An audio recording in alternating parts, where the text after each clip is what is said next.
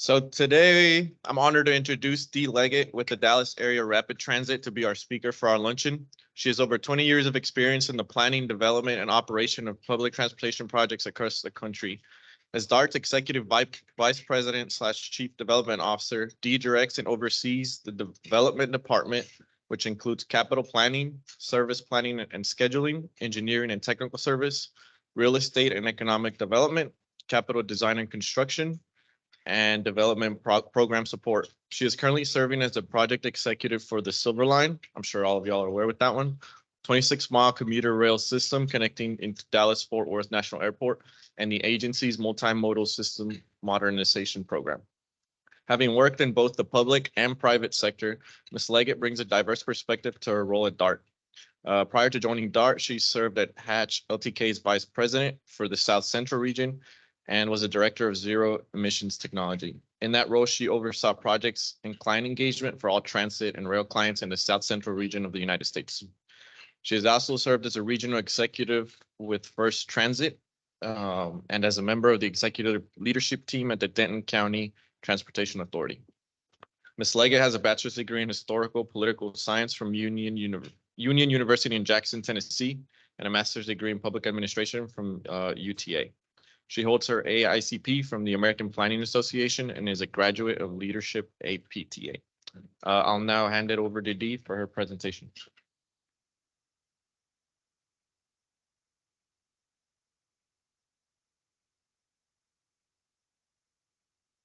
I wasn't expecting you to read the whole thing. I'll shorten it next time. Thank you. And thank you to Urban for sponsoring, and also thank you for your contribution to DART. I'm going to fly through these slides because I really enjoy the question and answer part of these opportunities. So please don't be shy about asking questions, and I won't be shy in how I answer them. But a quick highlight, I'm going to go over the agency. Probably most of you know who DART is, so I'll move fast through that. I'm going to talk about our new strategic plan, which lays out the vision of DART for the next 5 to 10 years. I'm going to talk about where we've been and celebrating and honoring DART's 40-year history, talk about where we're headed in the future, and then as most of you are in the business development role for your firm, I'm going to talk about what's in it for you. So quick overview, we're a regional transit agency serving 13 cities across 700 square miles. We are funded largely by a 1-cent sales tax. We operate one of the longest light rail systems in North America at 93 miles. We have over 570 buses traveling 25 million revenue miles. We operate in partnership with Trinity Railway, Trinity Metro, the Trinity Railway Express commuter rail line. And then we have one of the largest micro transit operations in North America called GoLink. Current focus post-COVID is really on reliability, cleanliness, and security. We are also finalizing our system expansion with the opening of the Silver Line, and we're transitioning from an agency of expansion to an agency focused on state of good repair and modernization. Here's a quick overview of our service map. You'll see our light rail lines overlaid with our various bus networks, and in the gray zones, it's hard to see, but those are our GoLink microtransit zones. So our new strategic plan, we have a largely a new executive team. Nadine Lee is our chief executive officer. She joined about 2 years ago. I came in about 18 months ago. We have a new chief operating officer, new chief financial officer. So this really gave us a time to establish a new vision for the organization, focusing on creating alignment and accountability within the organization, really allowing us to figure out what we need to focus our time and resources on as an agency, and then making sure that our goals are in alignment with our communities and our stakeholders, and we're effectively communicating those goals to our community and stakeholders.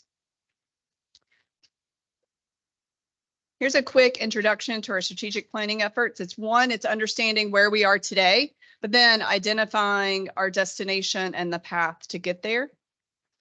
Quick snapshot of the 6 key priorities we've identified. These currently are draft goals. These are goals that we're working through with our board of directors. But these 6 key priorities are really broken up into 3 primary categories. You have the agency-focused initiatives, customer-focused initiatives, and community-focused initiatives. One, we want to make sure we're empowering our employees to make decisions at the right level and streamlining processes. We want to make sure that our employees feel like they're contributing to the greater good of the organization and our communities. For our customers, we want to make sure we're focusing not only on quality service, but service that seamlessly integrates into our communities.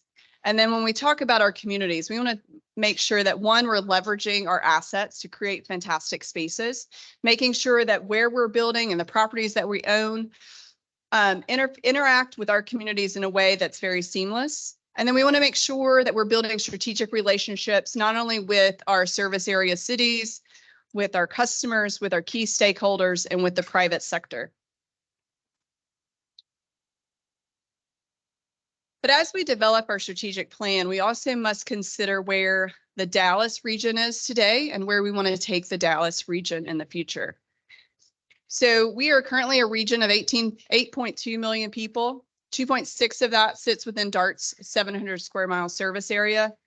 Rich culture, diverse economy, low density, decentralized commercial districts, limited transit investment beyond transit agencies service areas. So if you think about DCTA, Trinity Metro, and DART, and you think about where the growth is occurring, a lot of that growth is occurring outside of our service areas. Significant goods movement. Texas is the nation's largest exporter. So not only do we have to think about how to move people efficiently, we also need to balance that with how well we move goods.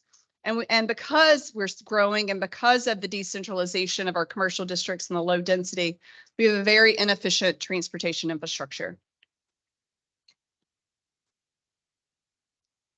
And this is a perfect example of what DART competes with every single day. But I want to make sure we're highlighting our accomplishments. DART in the last 40 years has a lot to be proud of. We've built one of the longest light rail systems in North America. We've invested $5.6 billion in capital projects, a lot of which is leveraged by significant federal investment. We have the nation's largest microtransit system. We've installed almost 7,000 bus stops and 2,300 benches in our community. We've catalyzed $16 billion in development around our transit station. And more importantly, we've connected millions of North Texans to jobs, education, entertainment, healthcare, and more. So I'm going to stop right here because I know we've got a room full of people that have been involved in DART's history. So if you have touched a DART project, can you just raise your hand?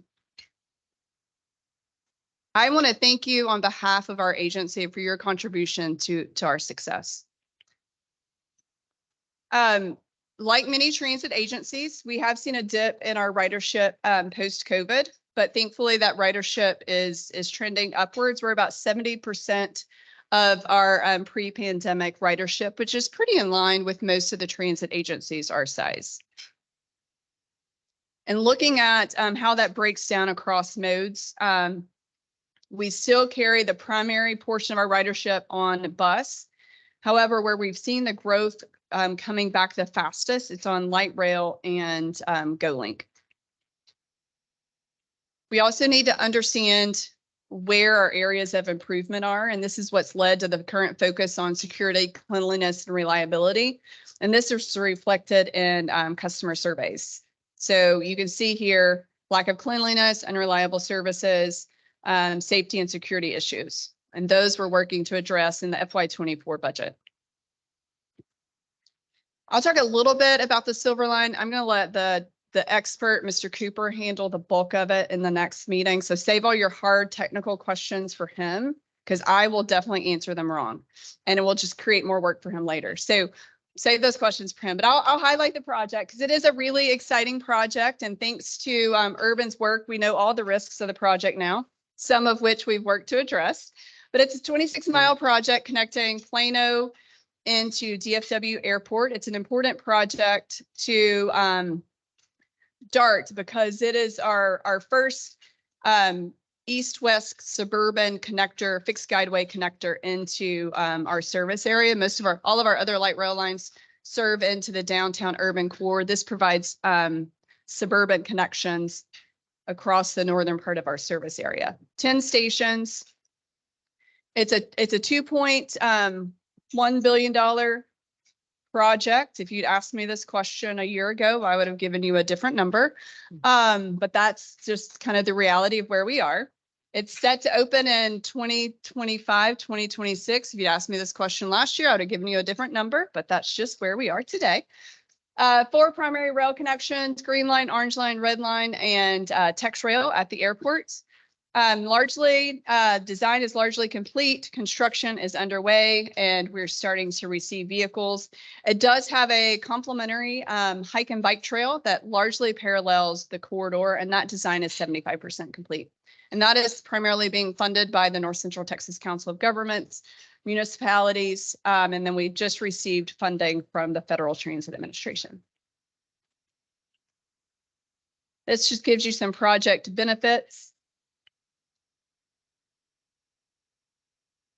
So we did receive the vehicles about a month ago. We have 4 vehicles, 4 more will be shipped later this year. They are currently being housed. 3 of the vehicles are being housed at Trinity Railway Express maintenance facility. We have 1 being housed at Trinity Metro. I think that's a really good example of the transit agencies coming together to solve a problem, since we don't have their permanent home built yet.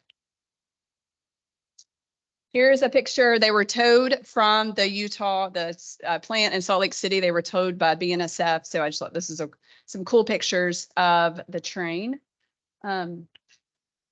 Construction updates. Again, Cooper will walk you through the technical aspects of the job, but here's just some quick updates. 12th Street Aerial Station, we actually had some shutdowns over the last 2 weekends as we advanced work there. This is an elevated station on the Red Line, and it will tie in with a at-grade station on the Silver Line. This is one of my favorite elements of the project, is the bridge over 75. It's going to really be an iconic piece to the project, and really an iconic piece entering into the Richardson Plano area. It's the longest bridge on the project, and it's going to have an aesthetic arch applied to it once complete. Here's some additional bridge work. The new Mercer Yard, this was really important to Carrollton. We relocated DG&O to the new Mercer Yard, which that relocation is going to aid in further development in downtown Carrollton. Here is installation of canopy steel at our Cypress Water Station. This is a station in Dallas, right before you get into the airport near Capel. We are also constructing a maintenance facility at Shiloh Road, or near Shiloh Road in Plano. This is a rendering of the maintenance facility. You see the building, the wash bay, and then we'll have an office suite just north of this. Because of some of the challenges that we have faced on construction and when certain segments of the alignment will be available for testing, we've divided the project up into 3 phases for segmented testing. Segment A, which is basically the airport to just past the Dallas North Tollway. Segment B is Davenport East to Waterview, which is the critical path area right now is Hillcrest and Coit, which is in North Dallas. And then segment C is the Richardson Plano area. So we will test these segments as soon as they come online, so that then once that center segment, segment B, Hillcrest and Coit, come online, then all we largely have to do is do end-to-end testing and complete the paperwork with the Federal Railroad Administration, which should allow us to get into revenue service as quickly as possible. Challenge will be figuring out how to position the vehicles so that we have them in place to support the testing of segment A and segment C, since segment B will not be available. So let me talk about the exciting stuff. This is where we're headed. But in talking about it, we also got to face what the future of the region looks like. We got 4 million people coming here in the next 10 years. It's a 40% growth rate for the region. But if you look at where those people are predicted to move to, they're not moving to DART service area. They're, again, moving outside of the service area, which has limited transit options. One of the things that our strategic plan is hoping to change is to change that metric. We want to make the DART service area the place that people want to locate to because we're such an asset, because we've created an asset to the community. We've got 3 million additional jobs coming by 2045. Again, when corporate places are relocating, we want them to choose to relocate into areas where transit is served and served well. We've got development shifting away from historical hubs. So what is transit's role in shifting that development back to where transit can serve them more effectively? And all of this is increasing demand on an oversubscribed system. Think about land use, transportation, housing, water, electricity. We've got to look at a future that has more sustainable development. And what do we want our future to be? Do we want to achieve world-class status? I served on a panel a couple of months ago with the Urban Lands Institute, and the title of the panel was Dallas Becoming a World-Class City. So I approached the presentation of kind of trying to understand what makes a community achieve world-class status. And so I went to the Global Livability Index and looked at what they defined world-class cities as. And in a lot of areas, the North Texas region checks those boxes. We're a stable economy. We have a broad variety of healthcare options. Both Dallas and Fort Worth have strong medical centers, culture and environments, strong education. But then when you look at infrastructure, that may be where we are struggling the most. We do have a quality road network. There's a lot of complex highways that travel through North Texas. I would definitely say that the quality of our public transportation system could be improved. That's not a knock on DART, Trinity Metro, or DCTA. It's just the reality of how much public transportation services is available in a community of our size. We have quality international links. DFW International Airport is one of the largest airports in North America. We've got inland ports. We've got Alliance. There's a lot of international connections serving into the Dallas-Fort Worth area. I think we could all agree that we could improve our quality of housing and housing options, energy provision, water provision, and then quality of telecommunications.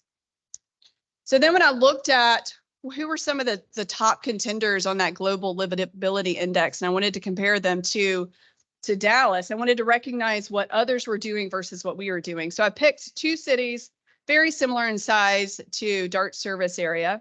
Vienna, Austria, similar size in population and metro population, but man, they kick our butt on ridership. They carry 663 million people. DART's carrying 18.2 million people. They're 4 times as dense as our service area, and their peak frequency is 2 to 5 minutes on major corridors, where we're 10 to 15 minutes on major corridors. Another city that I looked at, Copenhagen, Denmark, smaller in population for a city, similar in metro population, again, kicking our butt in ridership. 107 million people, 18.2 million compared at DART. 4 times as dense, and their buses run every 3 to 4 minutes. They run so often, they actually don't have printed timetables. So where do we want to go? How do we want to take where the region is headed and where DART wants to be? What does that mean for our strategic plan? It's really leveraging our transit system as a part of a broader infrastructure network where you're focused on mobility and not mode. You're focused on reliability and not just building things to expand your system. And you're focused on outcomes and capacity building rather than ridership and cost recovery. We want to build a infrastructure that adapts to customer needs, thinking about the total customer journey. We've got to recognize that our system and people's access to our system and their experience on our system begins before they board our bus or train. We want to transform mobility through higher frequencies on key corridors, getting back to the no timetable is needed. Using transit should be second nature. You shouldn't have to think about it. We want to create more sustainable development to accommodate more people locating in and around transit. And we want to alter our approach to change the course of the North Texas future. So I'll talk about a few of the strategic goals. I'm not going to go into detail on every one, but I want to talk about some of the things that we're thinking about incorporating into our strategic plan. So talking about quality, that's really focusing on security, cleanliness, and reliability. It's focusing on the resiliency of our system. Patrick talked about facility project they're doing to look at how to apply, how to introduce HVAC into our maintenance facilities. That's really important when you think about our employees' comfort as we're dealing with significant summers. This summer has not been a pleasant summer for us in my office. I sit in an air-conditioned office. But for those that are maintaining our buses and trains, they don't work in a climate-controlled facility. So this summer is going to become the norm. And so how do we make sure that we're building a resilient system, not only for our customers, but our internal customers as well? And thinking about shifting away from that focus on expansion to focus on state of good repair. And that's driving decisions whether we maintain, we replace, or we modernize those assets. A couple of things that we're doing to address quality. Next generation bus shelters. We partnered with the AIA Dallas chapter and the University of Texas at Arlington to design our next generation bus shelter. We're installing those across the service area in the next 3 to 5 years. System modernization. This is what we're talking about, our next big thing. The Silver Line project is a $2 billion project. System modernization at its baseline is $2 billion and is going to grow. That includes replacing 95 light rail vehicles, 300 buses, and potentially 11 commuter rail vehicles. It's modernizing our signaling system to not only create more reliability, to hopefully create more throughput through the downtown urban district, resiliency for extreme weather events, considering both ice storms and extreme heat. How do we improve our stations and other amenities to consider the complete customer journey to provide mobility and access for all? And then how do we modernize our operating facilities to address the latest in vehicle technology and working conditions? The next strategic goal is seamless integration. And this is really focused on providing frequent service and service close to where you live and work. It's creating customized area plans with our service area cities. So for each city, there's going to be a customized mobility plan that lays over our existing service. Mobility Plus, we'll talk about in a minute. The next DART Zoom network, bus corridor improvements, mobility hubs, and mobility as a service. Mobility Plus programs are really focused on making sure that we're leveraging our investments in Justice 40 communities. We have Justice 40 communities, which are underserved communities. We have Justice 40 communities throughout DART service areas. So as we think about our investments, we need to think about those through the lens of serving those communities, not in terms of just investing within those communities, but making sure that where we are making investments, those communities benefit through job access and access to healthcare. The bus corridor improvement program is really important to Nadine because she recognizes that the first 40 years was largely focused on investing in our rail system. Because 51% of our riders ride the bus, we also need to make sure we're properly investing in our bus system. So it's investing in high capacity treatments, traffic signal prioritization, improved boarding experiences for our customers, to make sure that our bus customers feel the same love that our rail customers do. Here's just some examples of what the bus corridor will look at: street and intersection design, bus stops, how the system's routed, working with our municipal partners on traffic and traffic regulations and traffic signals so that buses can move through those corridors more efficiently and effectively. We also want to create community assets through transitioning DART facilities to what's more mobility hubs, thinking about the total customer journey, whether it's microtransit, whether it's bikes, scooters, making sure that our facilities recognize that someone's journey may not be just solely on DART. We also look at mobility as a service, and that means that part of the customer journey and part of that seamless integration must account for technology. Our GoPass app is accomplishing that, not only in terms of providing for digital payment, but also providing access for broader transit services.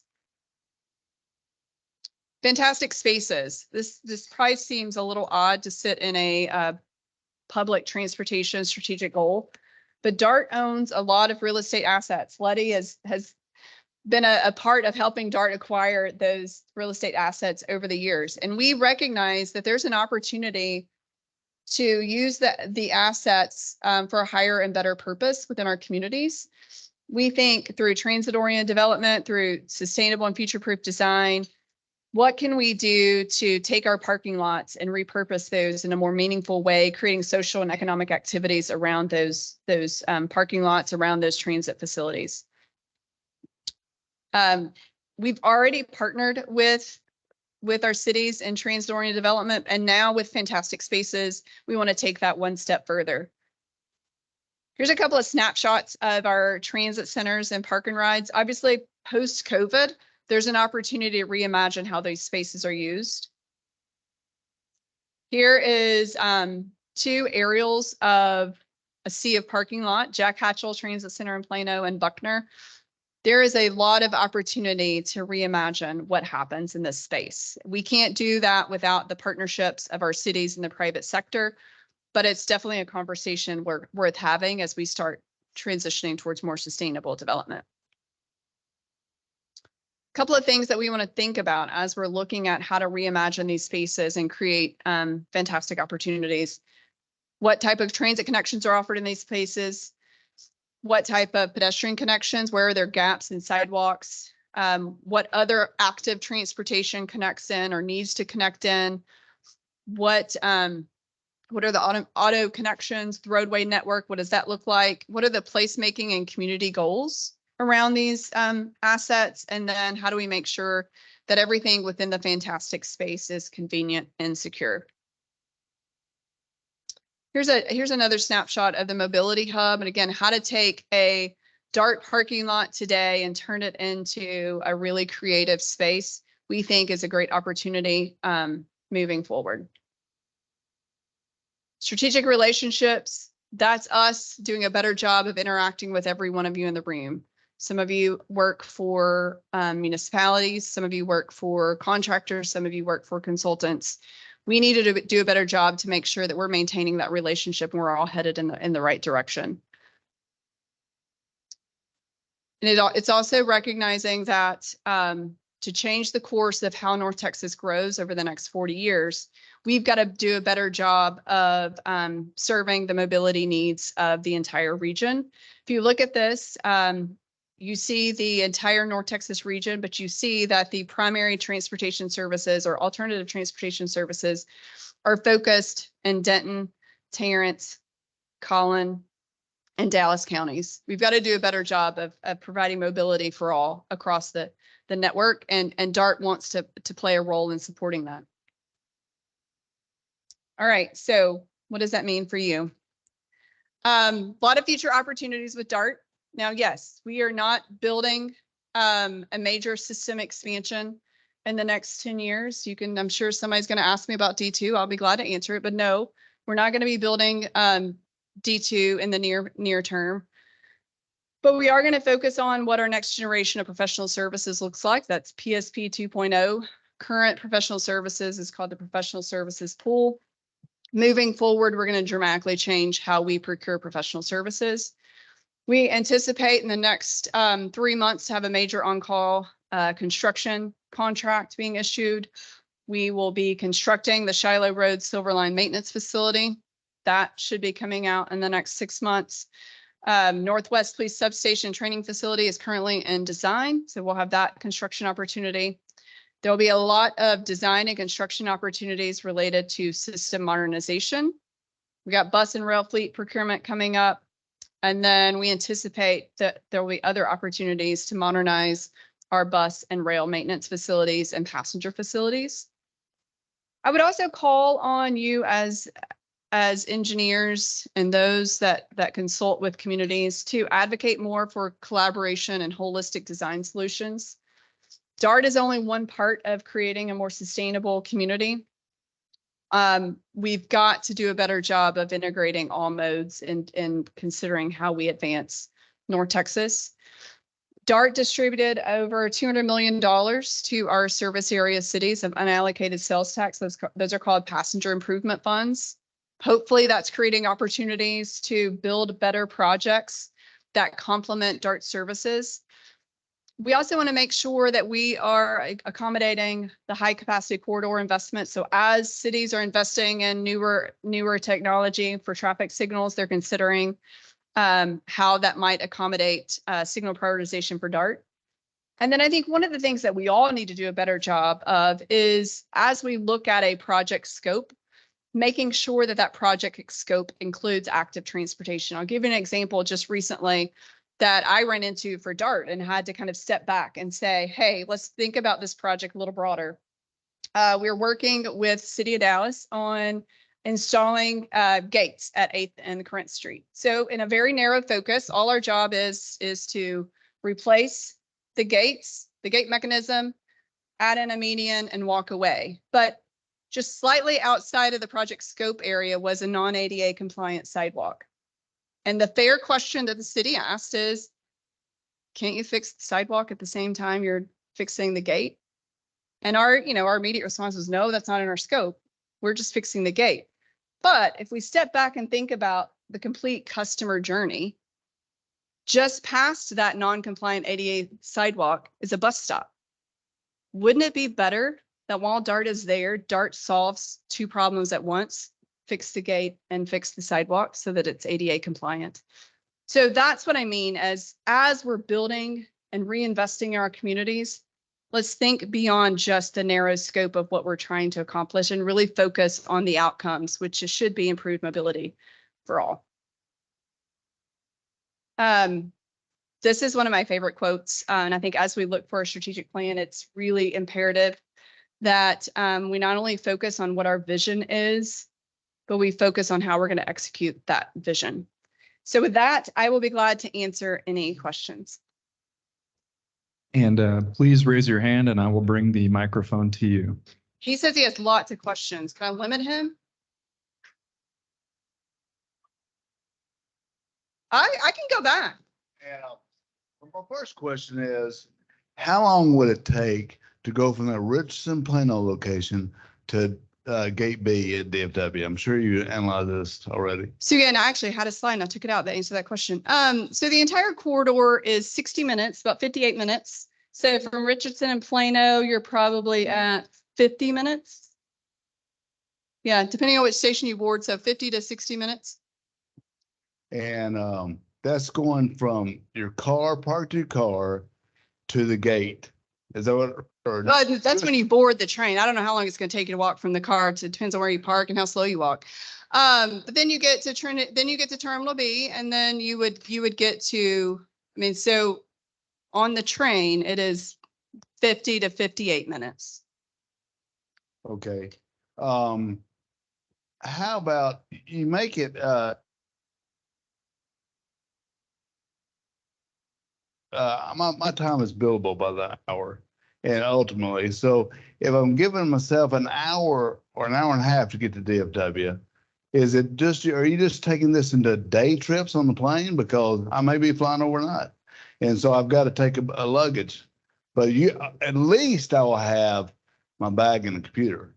So I've got to have some place to put the bag and computer safely, and then get up and down from the gate. So there is luggage storage on the train. And, I would argue that you could work on that 58 ride. So you could build that 58-minute ride while you're. That's difficult to work on the train. I've tried that before. I did it the other day from the DFW North Station to downtown Fort Worth. It's not impossible. Did you bill for it? I got out of consulting, so I don't have to bill by the hour anymore. Okay. Also, this Richardson Plano to DFW, that's convenient for me because but if you don't live in the area, you've got to jump on a bus or another train to get there. And if you don't have that Plano to DFW route, then it is a very extensive to go downtown and then go back out to DFW. And so and then if you had to change into a bus, that it gets more cumbersome and more time extensive.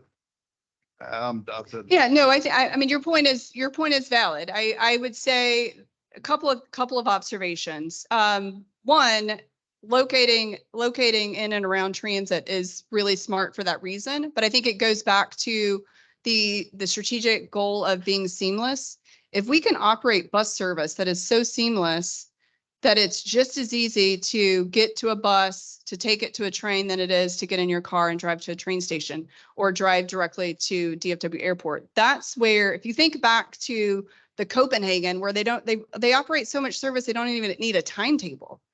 What's it going to take to get to that type of community where it's not as painful as you described?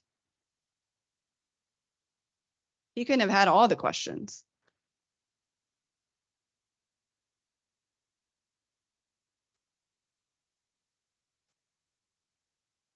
I am probably the only person in the room who's actually ridden a streetcar from SMU to the Dallas Zoo, but I've done that about 1938.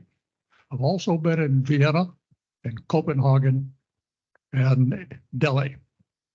In my experience, the entire world is moving to private mechanical transportation as fast as they can afford it in there.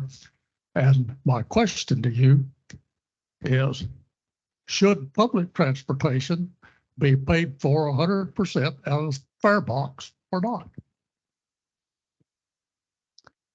I think that's a fair question. I think in most of the other world-class cities, public transportation is seen as a public good and requires significant investment from state, local, federal resources, depending on the government structure.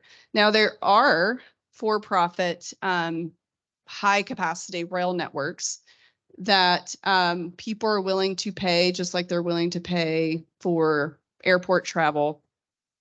But if we're looking for public transportation to be solely based off the fare box, then I think the fare box would have to charge so much that you're going to leave those that can't afford it but need it the most behind.